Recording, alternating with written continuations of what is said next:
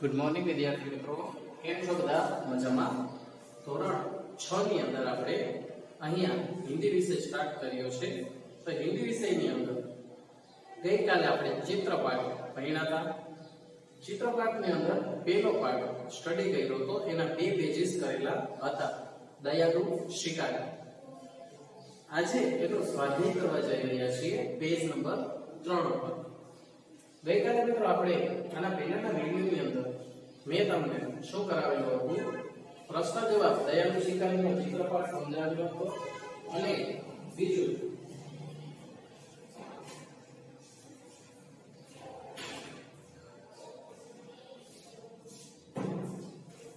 સ્વાધ્યાય છે એ આજે ચાલુ કરવાનો છે। ચિત્રપાઠ સમજાવેલો હતો અને પ્રશ્ન જવાબ કરાવેલા હતા। स्वाध्याय अंदर आपने प्रश्न नंबर 1, शिकारी हिरनी के पास क्यों गया, अपने विचार लिखिए। शिकारी हरण पास शा माटे गयो, पोताना विचार लखवाना छे। तो शिकारी हरण पास शा माटे गयो हशे? तो शिकारी से हरणी पास गयो एनु कारण आपणे हिंदी में लखवानुं छे, क्योंकि शिकारी मानवतावादी था। शिकारी को अपने आप पे थोड़ी कहते हैं ना, वो शिकारी को अपने आप से घिन होने लगी। वो मानवतावादी था, उसने देखा कि हिरनी है वो छोटे से शावक को यानी अपने बच्चों के पास गई है। कोई भी माता उसके बच्चों के बगैर रह नहीं सकती, इसलिए वो माता है उसको नुकसान पहुंचा, इसलिए उसे बहुत ही दुख हुआ और वो गोली चला के उसको, अगर खून बह रहा है तो उसका खून रोकने के लिए, उसको अच्छा करने के लिए वो प्राणियों के अस्पताल में उसको ले गया और वहां पे उसने उसका इलाज भी करवाया। तो इसलिए वो हिरनी को लेने के लिए उसके पास गया और उसका इलाज करवाने के लिए उसको क्या किया, उसने उसको वहां पे अस्पताल पे ले गया। नीचे तो प्रसिद्ध कहानियों के चित्र दिए गए, उसके नाम लिखकर कहानी लिखिए। तो यहाँ पे दो कहानियां हैं मित्रों, समझा? तो यहाँ पे जो कहानियां हैं मैं आपको बता रहा हूँ, रफ बुक में आप लिखते जाइए, समझे? पहली कहानी है चित्र 1, 2 और 3, दूसरी कहानी है चित्र 1, 2 और 3। तो पहली कहानी मैं आपको बता रहा हूँ, सुनिए। यह कहानी 2 हंस और 1 कछुए की है। यह कहानी 2 हंस और 1 कछुए की है। एक बार एक कछुआ हंसों के पास जाकर बोलता है।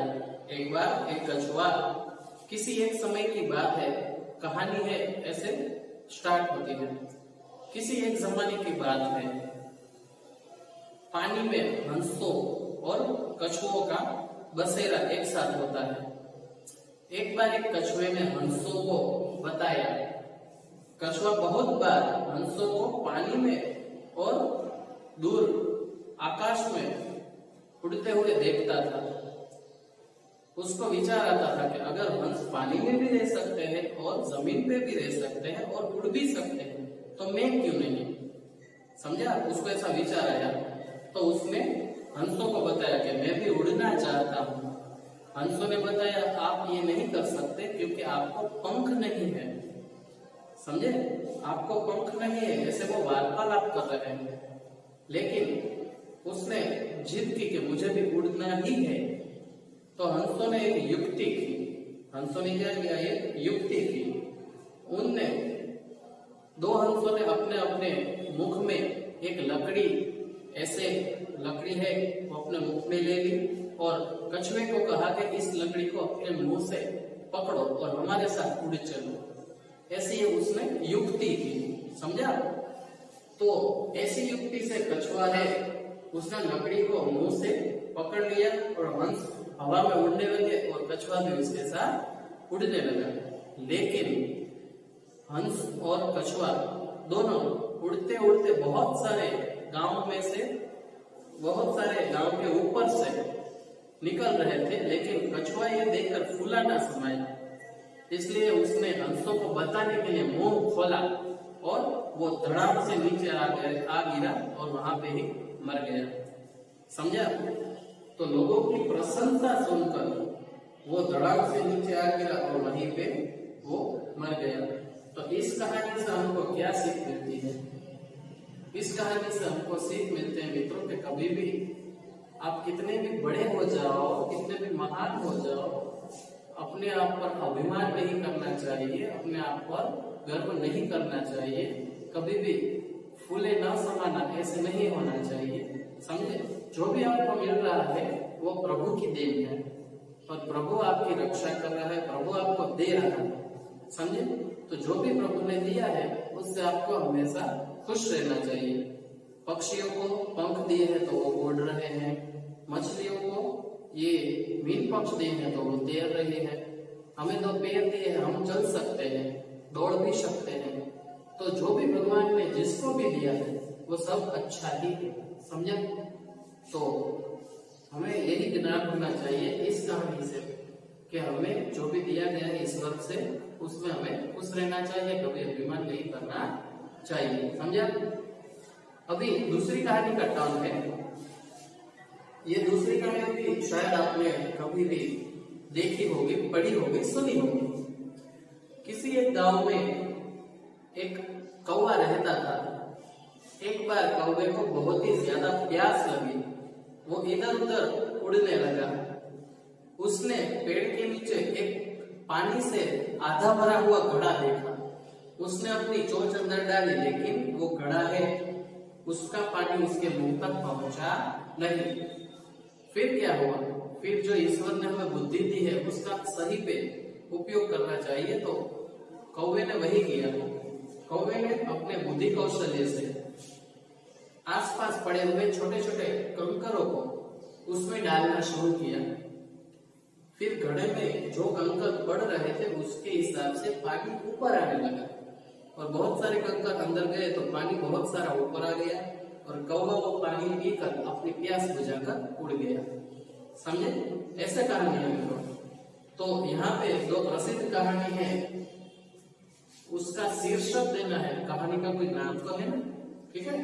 तो यहाँ पे हमें शीर्षक देना है 2 हंस और कछुआ। ये शीर्षक दे सकते हैं या फिर कोई भी फूले न समाना, ऐसे को बहुत सारे शीर्षक है। और यहाँ पे बुद्धि बड़ी है। चलिए मित्रों, और पेज नंबर 4 पर आ जाइए। वहां पे भी हमें कहानी है कौवा और लोमड़ी। किसी एक गांव में एक कौवा रहता था। एक बार उसको एक पूरी मिल गई। फिर क्या हुआ?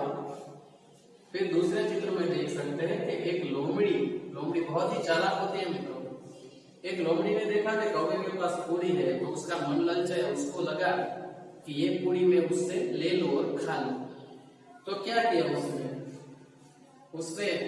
कौवे का जो ऐसे ही प्रशंसा करना शुरू कर दिया। युक्ति क्या थी?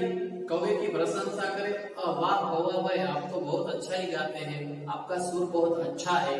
हम सभी जानते हैं कौवे का सुर अच्छा नहीं होता, वो का करके हमें कान हमारे पका देता है। लेकिन लोमड़ी ने क्या किया? ऐसे ही उसके प्रशंसा शुरू कर दी। फिर उसने बहुत प्रशंसा की, वाह कौवे भैया आपका जो कंठ है वो बहुत ही अच्छा है, आपका सुर बहुत अच्छा है, आप अच्छे गीत गाते हैं। फिर भी कौवे ने अपने बौद्धिक चातुर्य से क्या किया? उसने वो अपने पैर में ले लिया, पूरी अपने पैर में ले ली और गाना शुरू कर दिया। समझा? जो पुरानी कहानी थी उसमें क्या हुआ? पुरानी कहानी ऐसे थी कि उसने गाना शुरू किया, पूरी नीचे गिर गई और वो पूरी खाकर लोमड़ी चली गई। लेकिन यहाँ पे नई कहानी है, उसने अपने पैर में पूरी ले ली और गाना शुरू किया और लोमड़ी ऐसे ही भूखी चली गई। समझे आप? तो ये यहाँ पे जो कहानी है पेज नंबर 4 पर वो हमने यहाँ पे की है। और अभी चौथा प्रश्न है, चौथा, पांचवा और छठा, उस पे प्रश्न 2 और 3 में आपको कौन कौन सी कहानी अच्छी लगी वो आपको लिखना है। चौथे प्रश्न में विरोधी शब्द यहाँ से ढूंढना है और यहाँ पे वाक्य में प्रयोग करना है। दयालु तो निर्दयी, बहुत तो कम, स्वस्थ तो यहाँ से हमें ढूंढना है, स्वस्थ तो अस्वस्थ, ऐसे और वाक्य में प्रयोग करने हैं। यहाँ पे जो संज्ञा है यानी कोई नाम है वो ढूंढकर हमें लिखने हैं। समझा? तो पेज नंबर 3, 4 और 5 जो मैंने आपको आज करवाए हैं वो आपको होमवर्क में दोनों बुक्स में लिखने हैं। और बाकी ये दोनों बुक्स है उसमें आपको एक एक बार वो लिखना है। लिखना क्या है, मैंने जो आपको कहानियां बताई है वो आपको हिंदी में लिखने हैं और उसके फोटोग्राफ्स व्हाट्सएप पे हमें सेंड करने हैं, समझा? ठीक है, चलो आज सेशन में इतना ही रखते हैं। सभी लोग अपने घर पे रहिए, खुश रहिए, स्वस्थ रहिए। Thank you.